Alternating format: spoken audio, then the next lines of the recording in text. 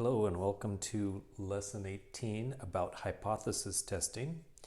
As you can see, there are several parts to a hypothesis test. The good news is, once you get this procedure down, that's basically what we're going to be doing for the rest of the semester. So let's start with this one. Test the claim that the majority. So majority means over 50%. So over 50% in the United States, people own an Apple product. So it says there is a sample of 54 people. So that's the N right here, 54. And then the X is 31 because 31 said that they did own an Apple product. So X equals 31. And then just divide 31 by 54 to find out what the proportion is. And use a calculator. So 31 divided by 54, that's going to be a 0.574.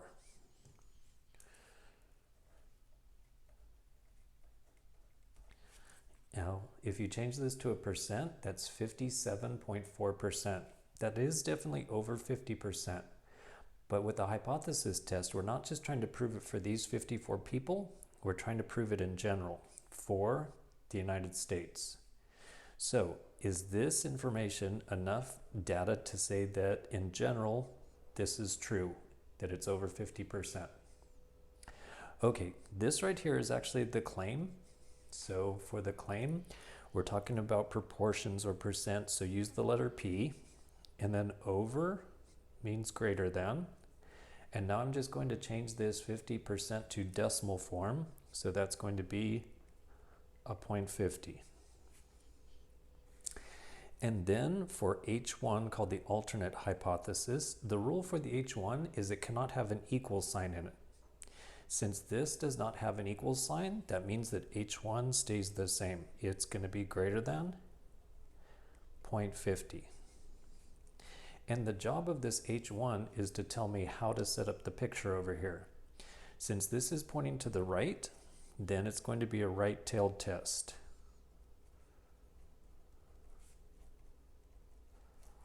So that means that there's only going to be one critical value over here.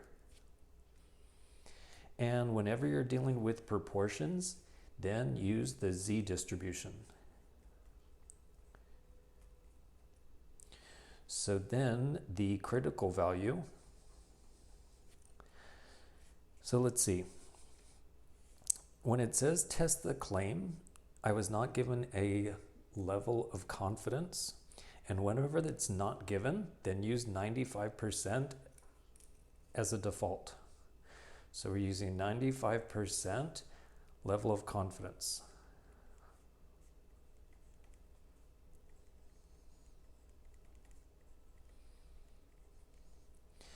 And then if I find alpha, that would be 1 minus 0.95.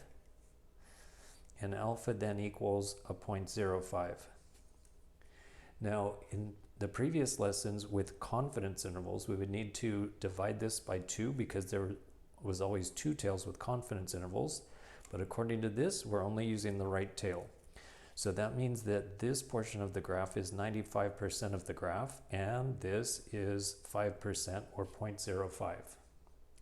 And now I need to find the critical value, and I will use the calculator and go right here to distribution. So second distribution.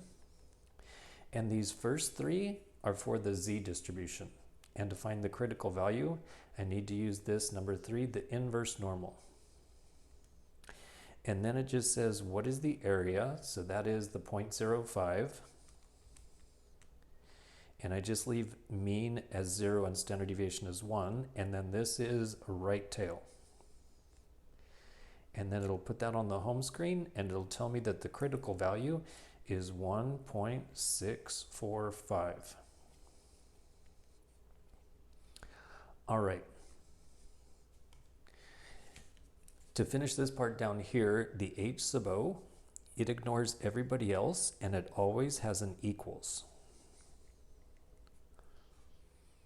So we're almost done. The next thing to do is find the test statistic.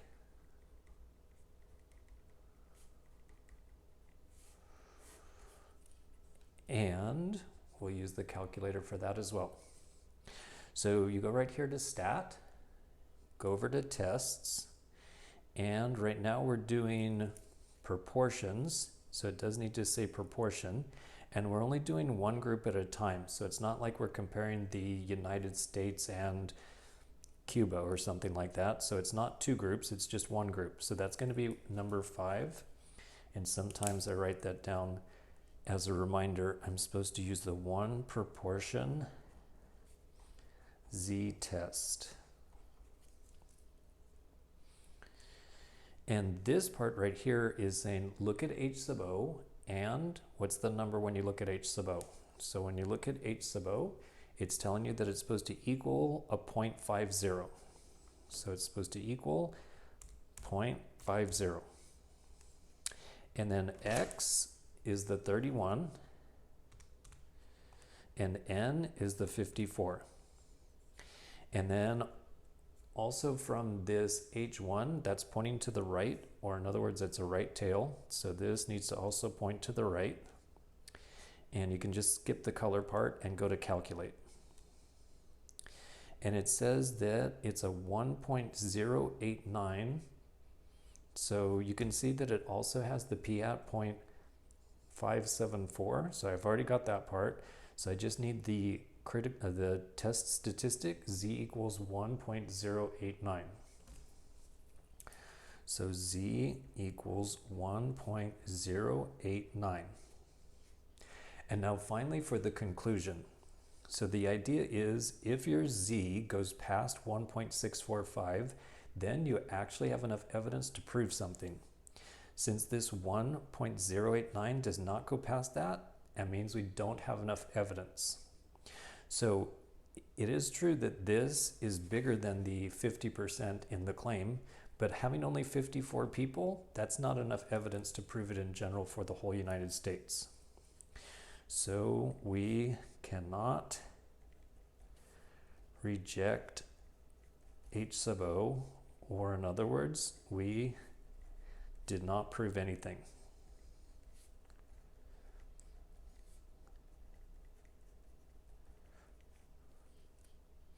Perhaps if this would have been maybe 540 people, that would have been enough evidence. But with only 54, that's not enough evidence.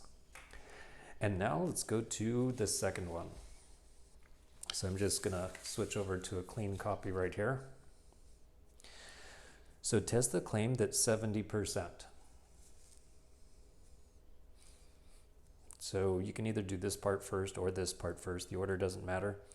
So the claim is that it's 70%. So in other words, the proportion, and it's not saying over or under, it's just saying that it's 70%. So that means that it equals. And then I can do the alternate hypothesis. And like I said, the rule for alternate hypothesis is that it cannot have an equals. So then you would just cross out the equals. And when it's crossed out, that means there's two tails. So when I go to make the picture, there's actually going to be two critical values.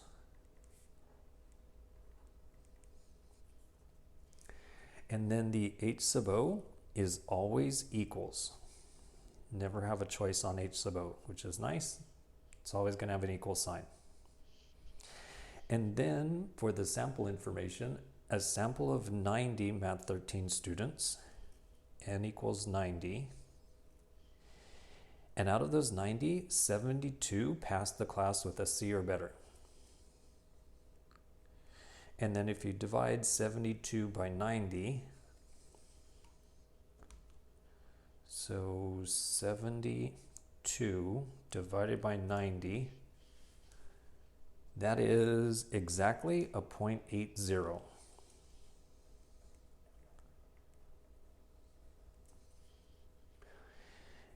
And as you can see, this is actually a better pass rate than what I had made in the claim. So perhaps we're actually going to prove something. So again, in this one, I did not say what to use for the level of confidence. So we're using 95% level of confidence.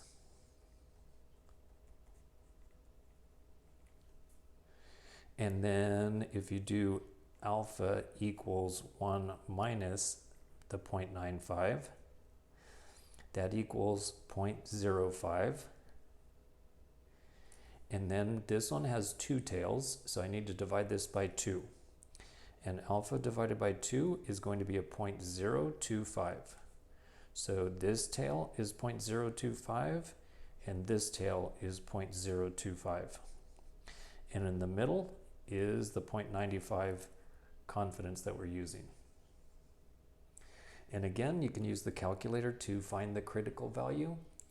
So over here in distributions, second distribution, use the inverse normal.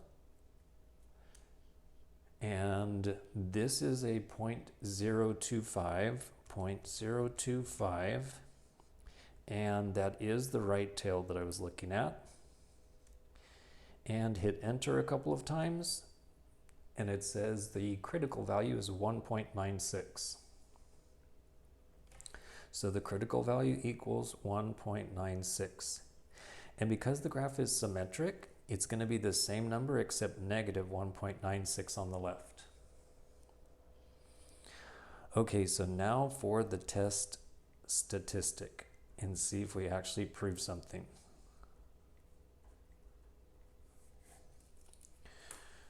So again, that's using the one proportion z-test.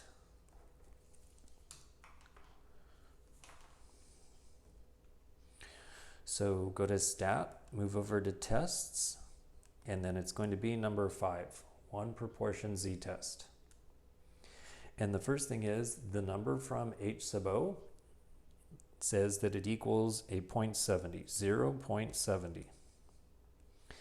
And then x, so I'm always in the habit of putting the number of people first. There's 90 people and 72 of them passed the class. On the calculator, notice that they do switch those. They ask for the x first, 72 out of 90. And then this one is a not equals, so this one should be a not equals. And then go down to calculate, and it says that the z, or the test statistic, is 2.07. So then z equals 2.07.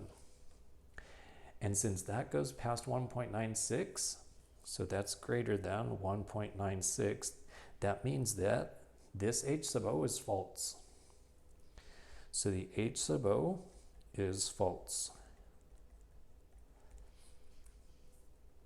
So it's when this test statistic goes past either this value or this value that we actually prove something. Here, we actually did prove something. So in this case, being false is actually good because I claimed that it was only going to be 70% of people passed the class, but actually it's better than that. It's 80%. So this claim is false because it's actually higher than 70%. So the claim is false